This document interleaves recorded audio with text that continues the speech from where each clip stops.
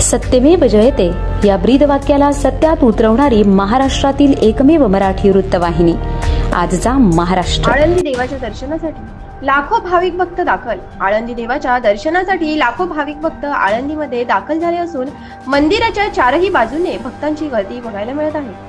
पुणे जिल्ह्यातील आळंदी देवाची ही संपूर्ण प्रसिद्ध देवस्थान असून महाराष्ट्रातून भाविक भक्त पायी दिंडी घेऊन 10 दिवस चालत आहेत।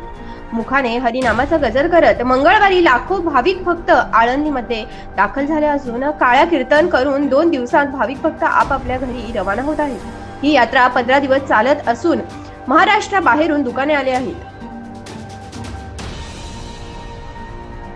आजचा महाराष्ट्र न्यूज साठी राजेश भांगे मुरबाड।